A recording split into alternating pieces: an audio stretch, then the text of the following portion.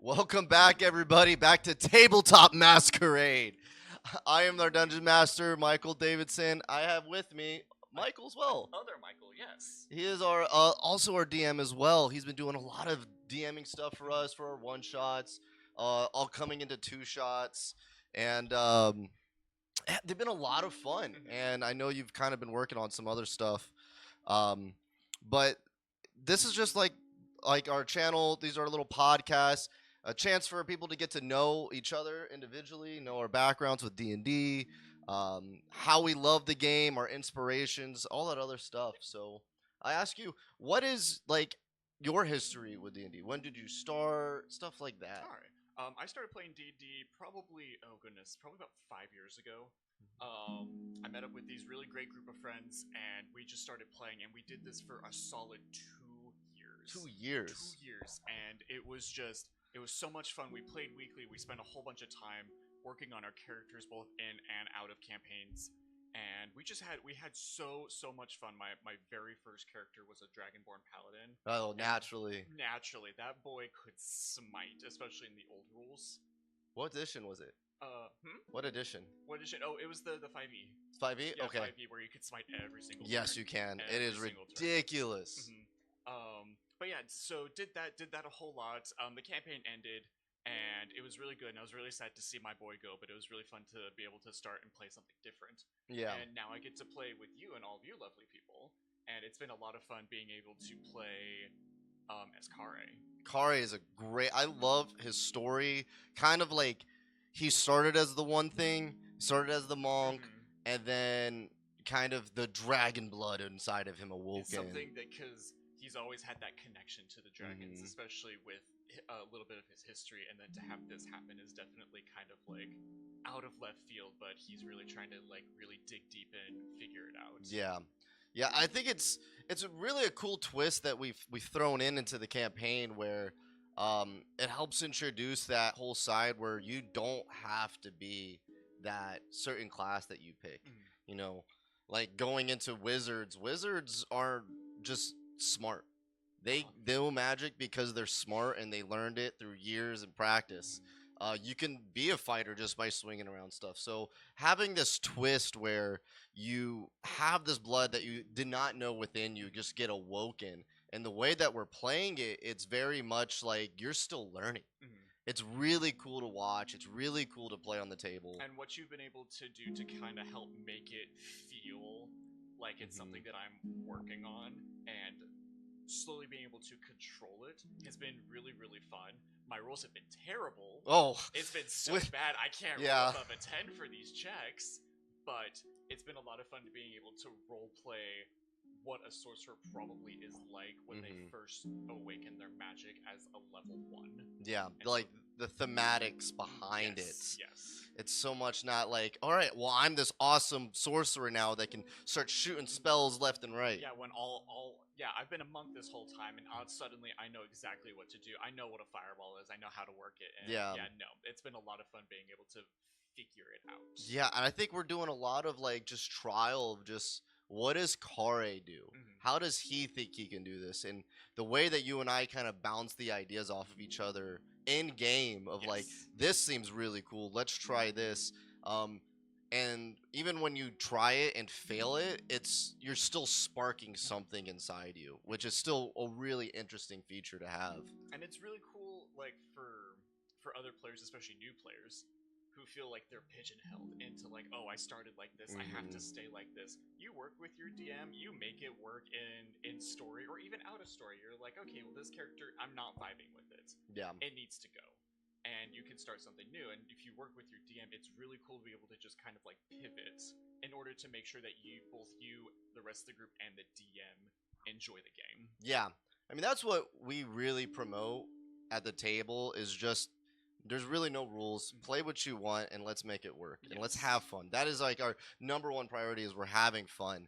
And the fact that, honestly, I am very grateful for you being at the table, having this experience. Some of my favorite games I play are with new players. I genuinely enjoy playing with new players, almost more than I do with overly experienced and seasoned players.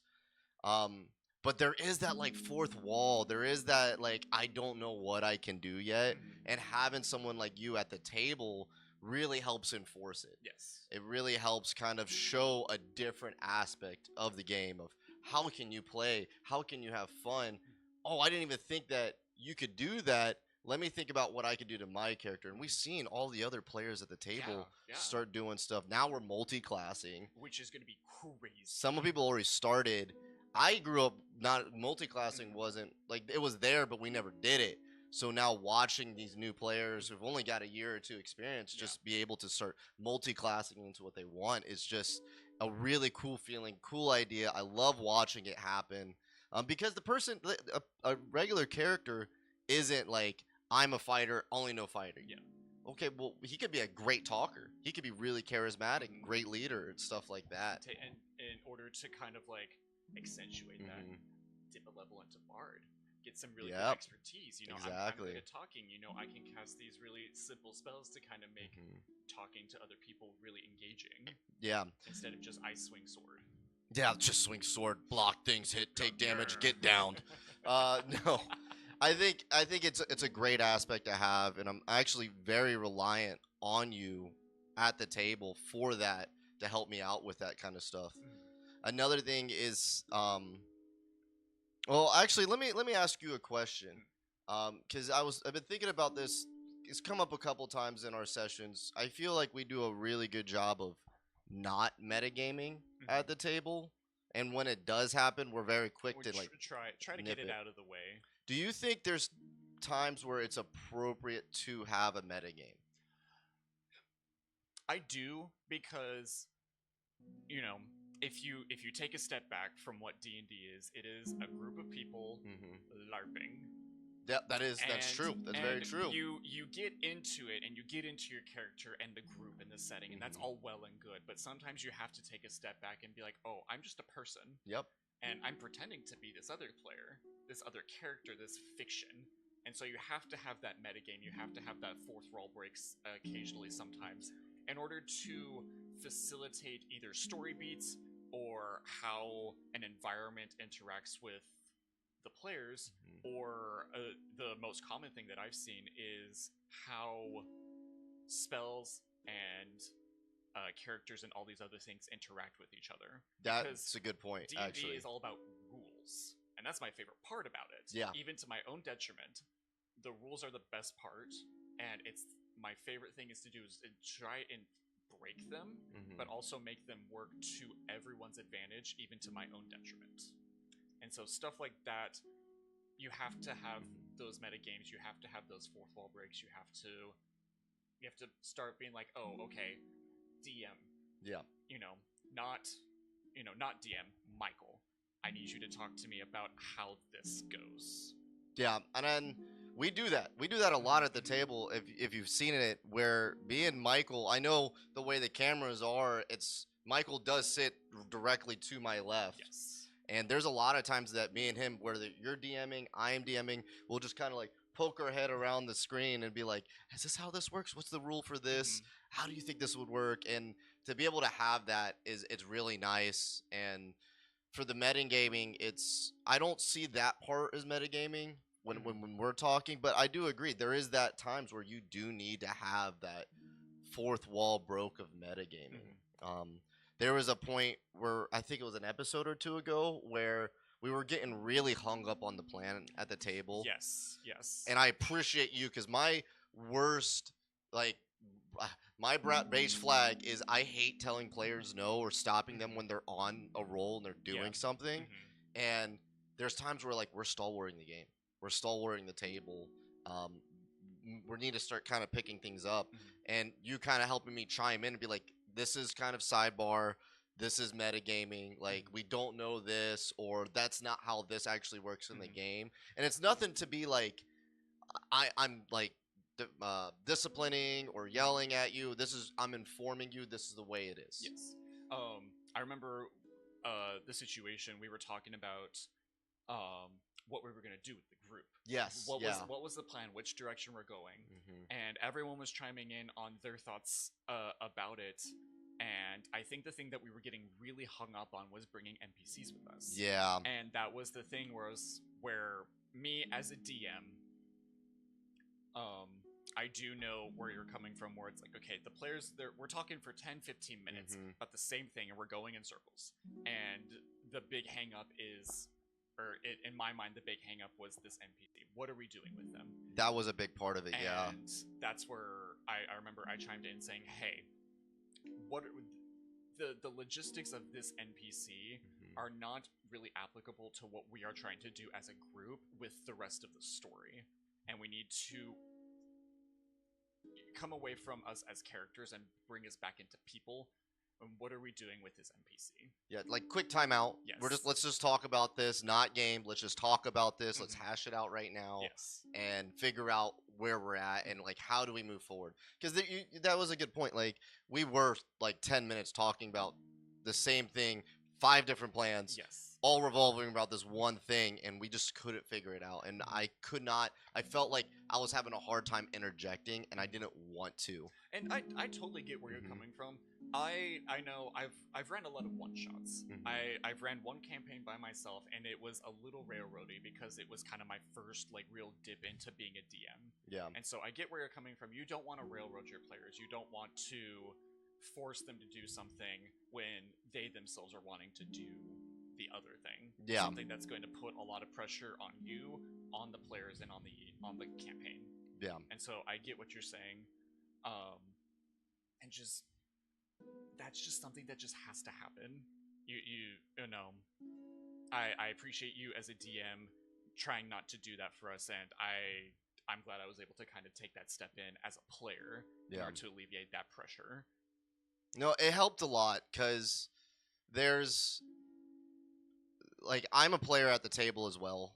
The way I see it is I am a player at the table. I just give the events and the situations, and we're all figuring out as we go. I think with that scenario, I think a big problem that we have at the table is there's just so many of us. Yes. There's 8 of us, including me, at the table, and everybody wants to have their say. Some people more than others, and trying to kind of come to one plan. It's hard. It is hard. And that aspect of the metagame where it gets into now, and some of the players are learning about going off on their own. Like, it happens. It happens. It happens, and I'm 100% fine with it. But there's consequences that happen from it. Yes. That may not be recoverable, and it'll unfortunately help metagame the table unnaturally. Yes. In my first campaign, my group called it Girls Trip. Girls Trip. It's Girls Trip. And that happened very frequently with us. That was just kind of how our party worked out, and it worked out fine.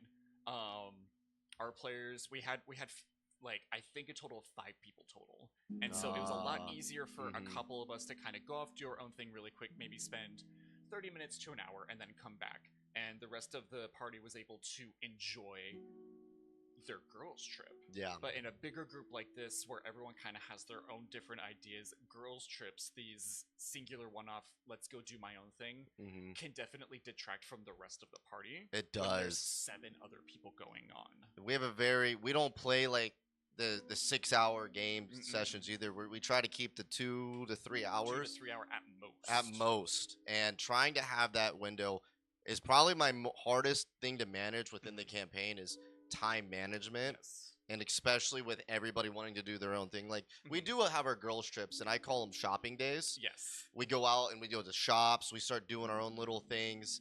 And I have to, like, I don't know if you've noticed, I group people up. Yes. I have to group, like, okay, you want to all look for magical items? You have one magic shop. Bam. You got it. Armor Smith. Go. And they'll group them together into one conversation to make it faster. Faster, yes. And I kind of have to do it that way. If we did 20 minutes per player at the table, it's 20 minutes per player at the table. Next thing you know, it's an hour and a half we just waited. It's not even that. It's 20 minutes for that one person, but the other people, especially say someone who just unfortunately is last on the chopping block, they're sitting there for an hour. They're twiddling. They're like this. They're just on their phone the whole time. Just twiddling, waiting for their turn. And that is the nature of the beast, It is. unfortunately. It That's is. when you have 7 people who want different things, that is just kind of sometimes just the way the cookie crumbles. It does, and it is, like you said, an unfortunate thing of the beast, but it is something you and I both Yeah. try to avoid as Mhm. much as possible. Mhm.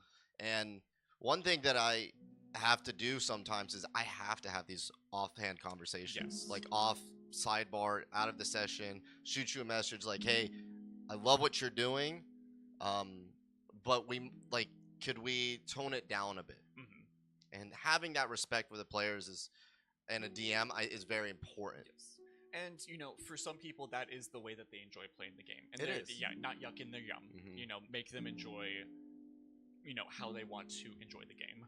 But there is a little bit of be respectful to the rest of the party. Yeah, that is. Mhm. It's respect the party, the table more than your own conquests. Yes. If you're the only one that wants to do fighting, back when I first started back in like second and third, 3.5, Wow. alignments were a big thing. Like for me, I don't know if it still is in the game. I just say no to alignments, Yeah. play what you want type thing. When I started my first groups, alignments were very important. So you would definitely get that. Well, that's what my chaotic evil character would do, and just start murder hoboing and killing everybody left and right. And the other 4 players are like, "Dude, what the heck? What are you doing? That was the person that was going to give us our quest or a reward, and you just killed them." Mhm. Like that. Like sometimes having that offhand conversation really helps. Yeah. And stuff like that is definitely that should happen session 0. Yes, Is that that's a good point. It's great. You want to play a chaotic evil character? That's great. Let's try to get a group of evil characters so everyone's goals kind of align. If you have a group where most of them are good or like even neutral, but then you got that one evil character that really messes it up for everyone else. It does. It's really hard, especially for a newer DM like me. When I first DM'd, that's what happened. I had a bunch of really good neutral characters, then I had one chaotic evil character, and I said yes, and that's on me. I consented to. You learn. I consented to having this character going, but as the campaign went on, I was like, oh, this is not how I want. This is not how I want the party to interact with both themselves, between each other, and NPCs. Me, because I am also playing the game. That's a good point. The session 0, let's figure out what the plans are. Like, what is your character? Like, the importance of having a session 0 is not so much like, all right, we're just gonna play. Yes. It's a lot about, sometimes it isn't just character creation. What is the characters you're building? What are their relationships? That's a chance for the players to kind of start getting some bond. Yeah, start building bonds between each other, so it's not like, oh, you all wake up in a tavern, and it's really hard to kind of like intermingle the characters together. And sometimes that's just how it happens.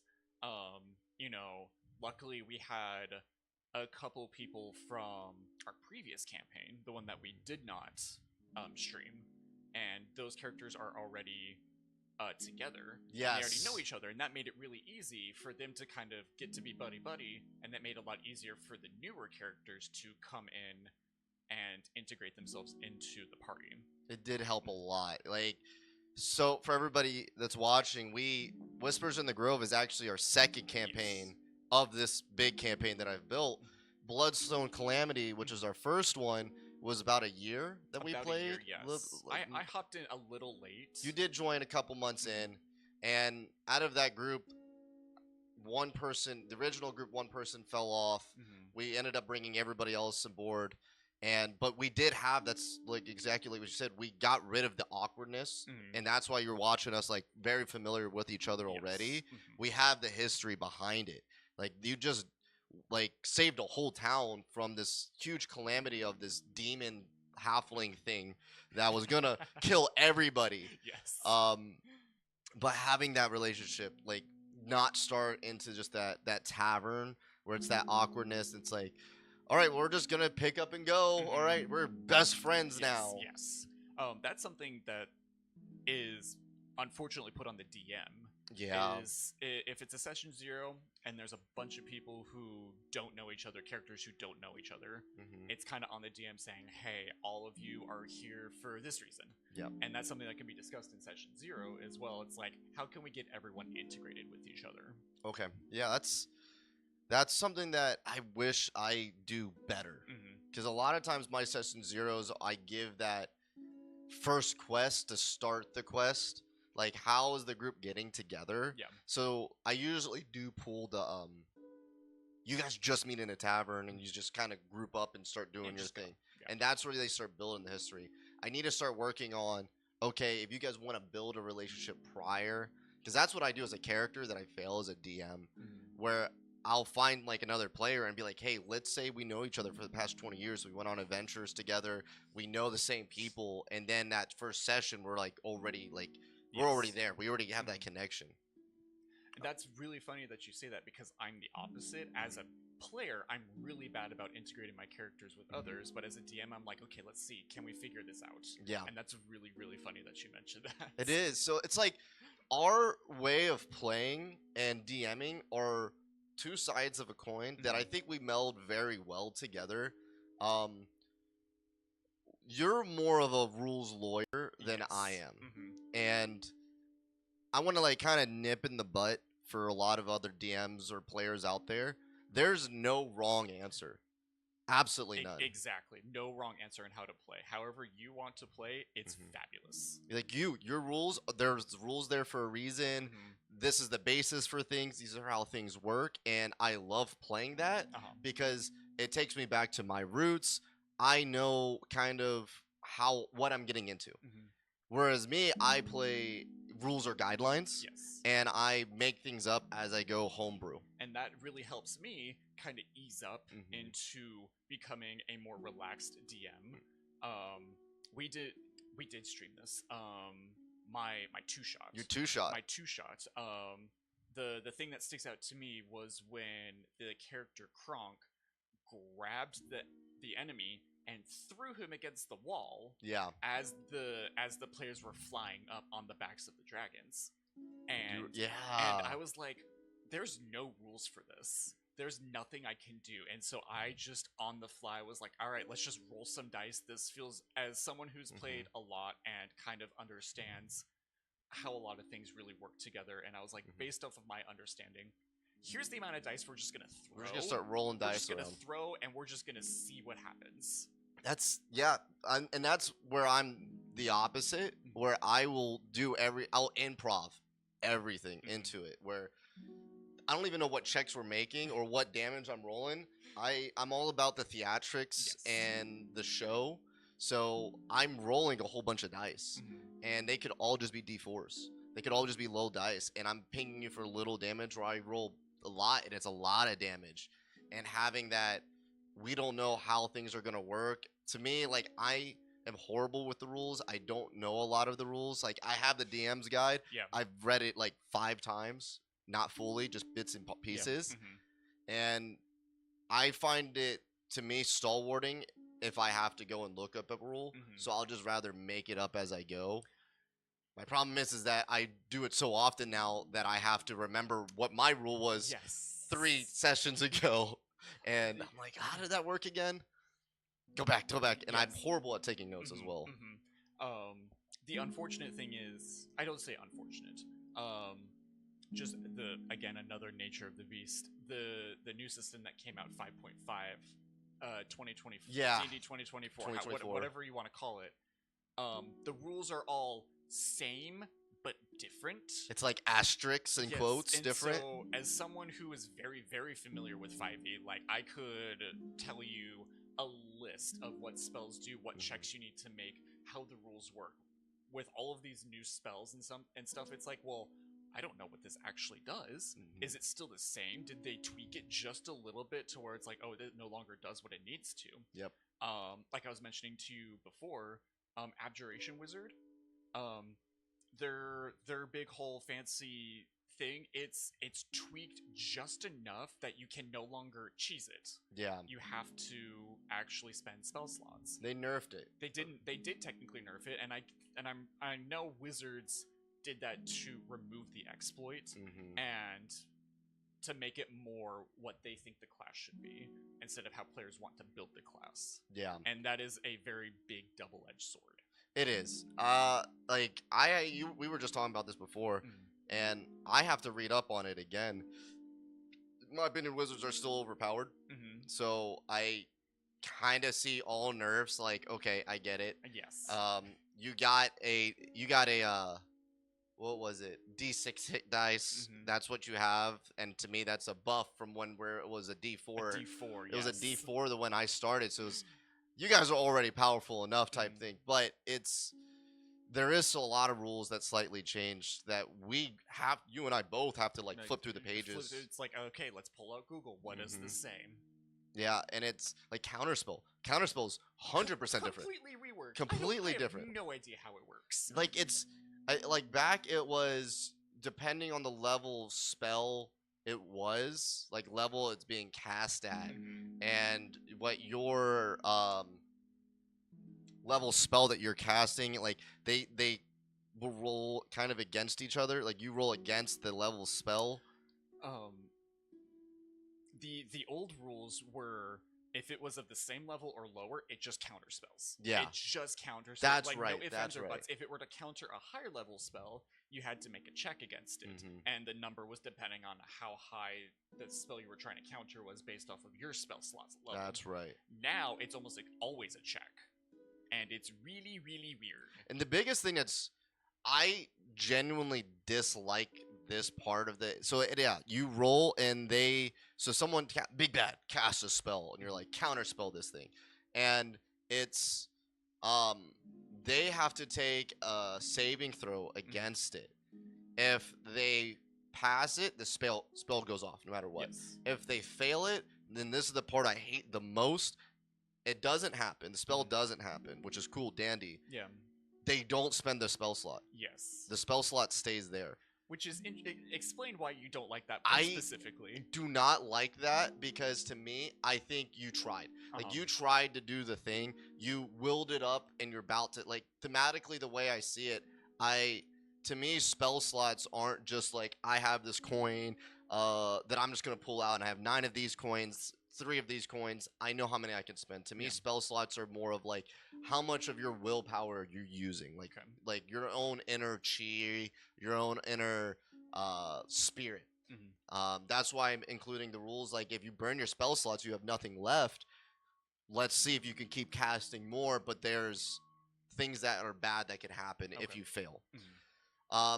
So thematically, if you're watching someone, like I'm watching the big bad and I don't know what he's about to do and he starts to cast something, he's already building it up. Like he's already burning the energy to do it. And then I counterspell. To me, that energy should be gone. Like it should have been used. Not like, oh, okay, I'm going to fizzle. I'm going to put this back and reserve it. I think it took a lot from the players' combat of like, okay, now I know he has another spell slot that he can still use. And I can try it again, but I know it's there. That completely, I see where you're coming from, especially as a DM. As a player, I like it because it feels very, very icky when you try to do something and it doesn't work and you're punished for it. Fair. Expending a spell slot, especially when you're trying to counter a higher level spell, and you fail and you're like, oh great, I wasted at least a level 3 spell slot, which those things are a commodity. You need those, especially as like a wizard or a sorcerer. Level 3 spell slots are like probably one of the most important milestones in my opinion. Stuff like that. And I think that's probably why counterspell was changed to the way it works that way it does now. There's always a check attached to it, and so there's always a chance that it may or may not work. And so that's why the spell slot's no longer expended if it fails. Because the chance of it failing is a lot higher. That's fair. Yeah. That's so sorry there got something on your shirt. It's wriggling. So sorry about that. No, thank you. Put them off somewhere else. Yes. No, but that's a good point. So that just shows the difference. Like I mainly as a DM, I main a DM. That's the way I see it, and that's a good point. It caters more to the player. I never thought of it that way. And that's a good point. Like, it does suck Mm, when you burn that spell slot or you use that ability and it's nothing. mm. It doesn't happen. You're like, well, that sucks. All right, well, what else do I got? And I lost this thing. That's a very good point. I wish. You're already using a reaction, Yeah, which is a once a turn kind of thing, that is and true. and That's so true. where I see the give and take is. Yeah. So that's a good point. Like, having that to help the players out more. I think it. I just don't like. I don't play as a player very often, Yes. so it's. Whenever I get the chance, I'm always so happy. But I have this other whole rule set, the way I view the game, completely on the opposite end, where Yes. I cater to the players more, but I have to make it difficult at the same time. Like, these are my players, all my monsters and all my dragons and all my Yes. bosses. These are You- my players. Yeah. They're mine. I've heard this said before. Me as a player, I'm playing one character. Mhm. This is my thing. I have all the stat blocks, and this is my piece of paper. As a DM, I'm playing 6 or 7 characters, Mhm. and sometimes all at once. Yep. And that is a lot of paper to try and figure out. Okay, what does this one do? What does this one do? What does this one do? Yeah. And I get it. It's a lot. lot. I want to talk about that again in the future of how you manage everything at the table as a DM. It's a lot to unfold, and I think you and I both go about that again very differently. Very differently. Like, Alex, I know he's building something right now. Mhm. He's gonna start filming here soon for that, and we kind of did a session 0 with him, he and Yeah. his brothers. It ran very well. It's just different ways of playing. Yep. It's very different ways of playing, and I think all ways is fun to play. Mhm. I enjoy the way he did it. His was very detailed, Uh-huh. like very very detailed. So it's like to the point where it's like I know everything that's happening all at once. Mhm. And as a DM that I've played for over the years, and I've been doing big groups like this Mhm. recently, I can't actually not even recently. I've always done it. I can't go into details. Mhm. At what point do you think is it's too much information or too little information? So I think I mentioned earlier, I do more one shots Mhm. just because I can be a little railroady, and so I know that that is a flaw as me as a DM. But the one campaign that I did run, I had a big old world, very fleshed out. There's a lot going on, but that chaotic evil player that I mentioned, his thing was to, hey, what is this person? What is this random stranger over here? What's his name? What's his background? Who's Yeah. his wife? All that kind of fun stuff. And he just lists, and I'm like, that's not something that I personally You're like, have write that built. down, write that down, Yeah, write that down. and so that's where I have to start delving into improv. Yeah. And that's something that I'm not very strong at, but it's something that I have to just go. Yeah. Just fake it till you make it kind of thing. And that's just the way that I play is I build a world and I build the important stuff. I say important stuff, that is all very subjective. The stuff that I deem important, for that world, it's the cultures, the political systems between the cultures, religion and gods, Yeah. stuff like that. Those big overarching things that a lot of people can tap into. But when it comes to specifics, that's where I'm like, I'm not interested in. Yeah. That's not something I'm gonna write down. I'm gonna make it up as I go, and if my players like it, I'll write it down. I remember very specifically. I had a fun little awakened Labrador, and That's adorable. He That's was adorable. so cute. I named him Maximus, and he was Maximus. he was a wizard, and they were like, who is he? And they just kind of kept going, and I started building him bigger and bigger, and he was like, oh yeah, he's a wizard. He's a wizard in his master of school. He's a master in his school of magic.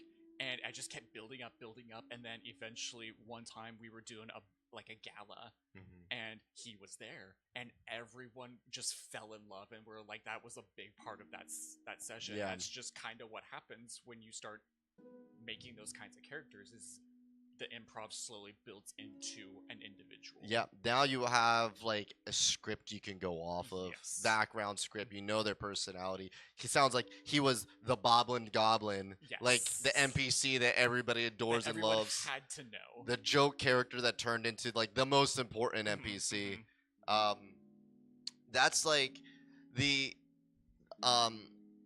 that's something like I suggest all DMs who have that fear of when the railroading starts to happen.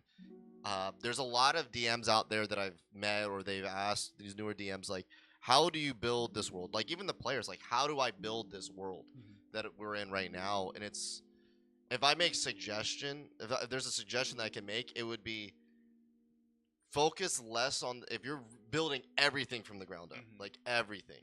Focus on the world more than the campaign. Like you know what's gonna happen in the campaign. Like I was telling Alex, I make my campaign in segments. Like I have the alphabet. I know what Z is. I know how we're gonna end. All right. Now I know I can make how to start A. Then I go to D, K, whatever, and I have all these milestones, and I leave these opens for when we railroad. But when we fully railroad, and I mean like we go like completely opposite direction. Oh no! Did we just lose it? Oh no! Nope. Oh, okay. Sorry. When we do, and that happens, your campaign might be gone, but your world is still there. You know, you have reference to things that you can build off of from there. That's why I say build onto your world. Yes. For the detail side of it, at our table with this group specifically, it's I have to have the assumption as a DM that there's details you're going to know. Like or it's not important enough for me to mention unless you ask about it. Yes.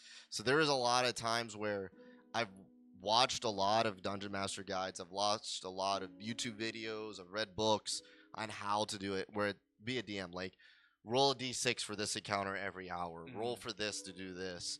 This happens. This happens. This effect happens. Go buy this book. It's when I did that before, I felt slowed. Like that's why I'm very against dungeon side of the Dungeons and Dragons. I get it. Some people love that. Yes. People do want to go up to the door. They want to search it. They want to investigate it. Do Arcana checks. And for me, when we would play or I would run them in those situations, it was very stalwart. Like we would spend 20 minutes on one door, 6 weeks actual play sessions in one dungeon. That took maybe 2 hours to get through in game. And I'm very against that. So there's details that I'm like, I choose to ignore. Like the door is not trapped. If I want the door to be trapped, I will make it trapped. But I don't want to give that sense that I have to search everything right now. Because real world, you're going into a tavern, you're not looking at all that stuff. Yeah, you're not looking for the shady individual You're in the not. corner. You're looking at the bar and you're like, okay, I'm going into a tavern. I want to have a drink. I'm not looking for the shady person in the corner with the hood over and everything. No, that's not what you're doing. And even a lot of people really get into the stereotypes, and that's fun. That's fine. I love the stereotypes. They're there for a reason. Yeah, they're there for a reason.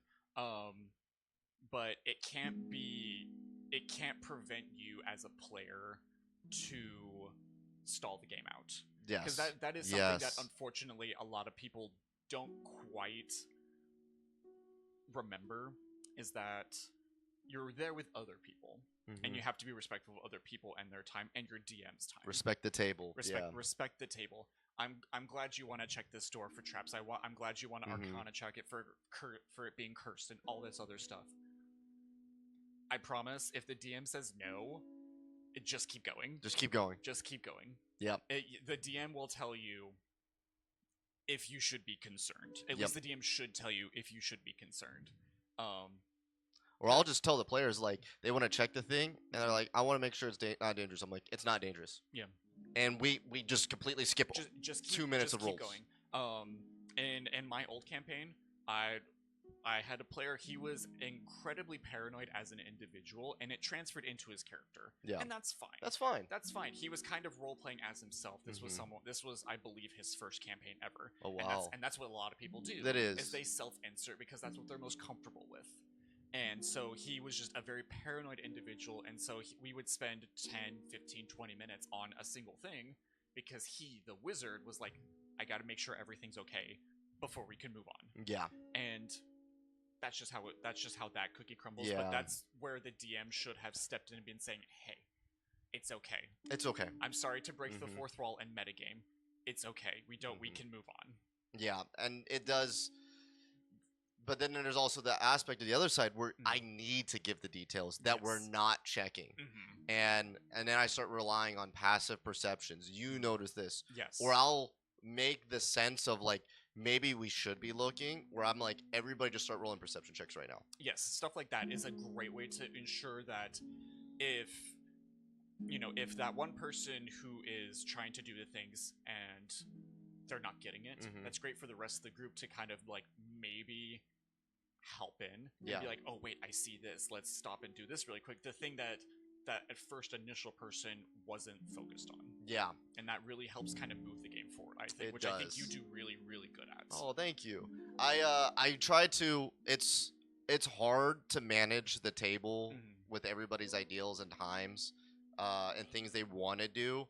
So it's like, as I told some of the other players here at the table, every session I focus on like one or two players. And I do that to give them, they're the highlight of the session. It could be 20 minutes, 10 minutes. I just want to, or whatever they do is the cool fucking thing. Yes. I want them to have their moment to shine. And I'll do other checks. Like there's other things that I'll end up doing with the group where instead of everybody roll to do one thing, like, okay, and this will help stalwart. I do this to help stop stalwarting the game, where it's like we want to all sneak into the castle. I'm like, cool, everybody can roll stealth checks, or I pick the stealthiest person in the group to you roll a stealth check for everybody, but you have to make it at a higher rating. And I'll tell the players, I'll tell the whole table this at once. I'm like, everybody, and I'll tell the roll. I'm like, you all have to be 12, or this person has to save it on a 17. Yeah. And if he fails, you all fail. You all fail, yeah. But if one person fails out of everybody, there's a good chance they're all going to fuck up somewhere. Yes. Just don't let Alex do it. Just don't let Alex do it. He, yeah, don't let him do it. He's already naturally, well, if anything he's going to need to do, he needs to talk to people. That guy's got a crazy charisma modifier. Yes. It's like a plus 11. Which is good for him. That's how he wants That's to great. That's how he wants to play the character, but he loves to sneak. He loves to be sneaky when it's like you are the face of the party. Like that's for me specifically, Kare, changing the class, I was able to change my scores. I'm now a very charismatic individual. I have really good charisma. Yeah. And those charisma related skills. I could talk to people. That's just not his character. Yeah, it doesn't mean that you're. And it's that weird aspect of like sorcerers are charismatic. They're wizards, but they're cool. But they're cool. They're chatty, and they can rizz up the ladies. And I've seen this several times. People think that sorcerers should be constitution-based spellcasters. Interesting. Because, charisma. The way that I believe that it is flavored is that charisma is like I am controlling and forcing. It through my willpower in order to channel my magic, but people think that it should be constitution based because constitution is kind of the focus of the hit points. And so it's like the body. Constitution is of the body, and sorcerers are of the body. They get their magic from within, and so they should willpower it through strength of body instead of strength of character. That's interesting. I've not heard that before. That is actually a good point of why are sorcerers charisma based classes. I think a big part of it is Wizards of the Coast wanted to make a strong caster that's just a good talker. But the cool wizard. The cool wizard. Yes, it was specifically the cool wizard because wizards were like nerds, book nerds, the worms, kind of thing. Yeah. But the thing is, they already have a cool wizard. They have warlocks. They do. Warlocks are cool wizards. They do. They get all their cool invocations. They get some really neat spells. Yes. Like they have their own spell list that no one else is able to touch on the regular. Whereas sorcerers, they get like a couple spells. Yeah. And the rest is all from the wizard. And so, if me personally, especially if I were to have someone saying, hey, I want to play a Constitution sorcerer, Please, that would be so cool. That would be awesome. Mhm, I'm very much that I'm going to make a class mhm. that has like some crazy flaw. Like I want to play a uh like a halfling barbarian Mhm. that isn't his highest status strength, Okay. but he's just a constitution super high con Okay. because he gets in a lot of fights. He doesn't do a lot of damage. He's a halfling, but he could take a lot Yeah. of Mhm. hits. Very, very masochistic. Yep. Yeah. Or the barbarian that's super smart, Mhm. but just doesn't know why. Yes. He just doesn't know things. Um. There's a door right there. How do you know? I don't know. I don't know. It's just there. Maybe it's the discipline. He's very smart. He's Very smart. very very book smart, but he's Mhm. like he doesn't have the discipline to follow through with it. And so Exactly. he takes the easy route. Yep. That's a fun character idea. I It's love not that. like he hits because he's strong. He hits because he knows where to hit. Yes. How that rolls on the table, it's a little different. It's but- gonna be one of those.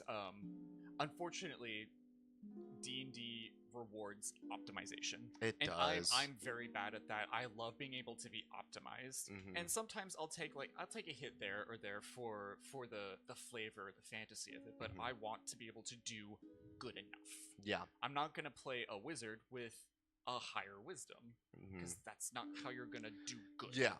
All your spells are based off intelligence. Yes. Not wisdom. Not so, wisdom, and so that's something that unfortunately you're punished for not optimizing. Mhm. And that's just the nature of the beast, the way that the game is built. It is. It is. There's a certain structure that it's there. You don't have to, but it will hamper what you want to do and what you're able to do as that class. Yeah. What one thing that I'm going to before we end this Yeah. is if you could give a new DM any piece of advice, Mhm. one single piece of advice, what would it be? One single piece of advice. Give me just a moment because I have a lot of things, but I want to find probably the most. If someone were to tell me as a beginner DM, I think the first thing is it's going to be okay. Me as a beginner DM, the first time that I DM'd my big one shot, my big campaign, I was so worried. It's hard. It's very hard. It's a lot going on. Mhm. Transitioning from a player to a DM, it's a lot, but it's going to be okay. At the end of the day, it is going to be okay. No matter how you roll, as long as you have good people and good friends in your group, they're not going to be upset at how you play the game as long as you are making it fun for yourself Yep. and doing your best to make it fun for everyone else. That's the key. That's have fun. Have fun. It's gonna be great. No matter what, you're gonna be great. You're stepping into the shoes that no one Yes. else is doing right Mhm. now, or if someone may want to do. You're stepping into a role that's unnatural, and you're gonna fucking kill it. Yes. That's such a good. I love that. No matter what happens, even if it's like a table that you might not have the like as support as with some other players. Yes. Like for our table, anybody could step up and we'd be like, Yeah. dude, you're killing it. Yeah, You're having that's cool. so That's much fun. great. You know, there are absolutely going to be parts that we are absolutely going to love, and it's going to be okay. It's gonna be great, and the laughs at the table and the stories, it's gonna be funny. Mhm. I think I would say to players or new DMs out there, my biggest piece of advice: don't spend money. Yes. Yes. Do not spend the money to be a DM. You do not have to. You don't need to spend the $50, $60 on every single book. A lot of this stuff is free online. It's all online for free. And if you can't find it online, and if you have a friend who knows a lot of the rules, talk to them. If you don't have friends who that's me for him. If you don't That's me have for him. friends who know all of the rules, just wing it. Just wing it. Just wing it. No one's gonna know better. Yeah, exactly. Well, Michael, it was a pleasure having Yes. you here. I've been wanting to sit down and start talking more D&D stuff, and eventually we're gonna get all the other players here as well, and start talking more. But I'm so glad I get to pick your brain some more. Yeah, appreciate it. So guys, next time, this was Tabletop Masquerade. I am Michael. I am also Michael. And we're here to give you good times and give you good shows. We have a new episode coming out here real soon for actual Real campaign. soon. So stay tuned for that. It's going to be a good one, guys. Thank you. Thank you.